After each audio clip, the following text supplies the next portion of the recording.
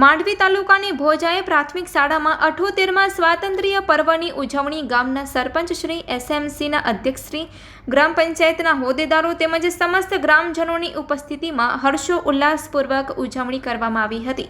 કાર્યક્રમની શરૂઆત સરપંચ શ્રીના હસ્તે ધ્વજવંદન તેમજ રાષ્ટ્રગાન ગાઈને કરવામાં આવી હતી। ત્યારબાદ અર્જુનસિંહ પરમાર દ્વારા મહેમાનોને શાબ્દિક આવકાર આપ્યા બાદ શાળાના બાળકો દ્વારા વિવિધ સાંસ્કૃતિક કાર્યક્રમો, દેશભક્તિ, નૃત્ય ગીતો, પ્રેરણાદાયી અને રમૂજી નાટકો તેમજ ઉષ્માવર્ધક ગીતો, લોકગીત, નૃત્યો, ભક્તિ ગીતો તેમજ બાલવાટિકાના બાળકો દ્વારા પ્રવર્તમાન શ્રાવણ માસ નિમિત્તે શિવ પાર્વતી, રાધાકૃષ્ણ, ભારત માતા અને સ્વાતંત્ર્ય સેનાનીઓની વેશભૂષાઓ ધારણ કરી કાર્યક્રમનું આકર્ષણ વધાર્યું હતું।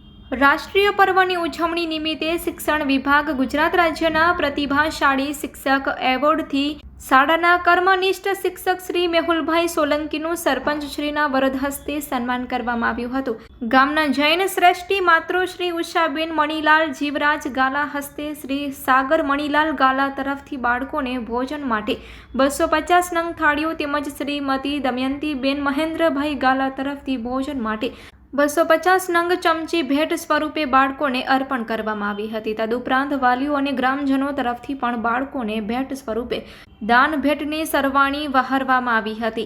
એસએમસીના સભ્યો તરફથી શાળાના તમામ બાળકોને શૈક્ષણિક કીટ આપવાની જાહેરાત કરાઈ હતી। આ પ્રસંગે શાળાના આચાર્ય શ્રી ઇકબાલભાઈ સાટી દ્વારા પ્રાસંગિક પ્રવચન કરવામાં આવ્યું હતું તેમજ વાલી શ્રી રામજીભાઈ સંઘારે શિક્ષણનું મહત્વ સમજાવતું વક્તવ્ય આપ્યું હતું। સમગ્ર કાર્યક્રમનું સંચાલન શિક્ષક શ્રી ભાવેશભાઈ પ્રજાપતિ તથા તમામ વ્યવસ્થા સુલતાનભાઈ, ઉત્કર્ષભાઈ અને મેહુલભાઈએ સંભાળી હતી। કાર્યક્રમના અંતે શિક્ષક શ્રી દિનેશજી ઠાકોર દ્વારા સૌનો આભાર વ્યક્ત કરવામાં આવ્યું હતું।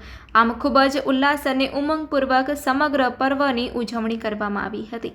રિપોર્ટ બાય હીરાલાલ સંઘાર, કચ્છકર ટીવી ન્યૂઝ।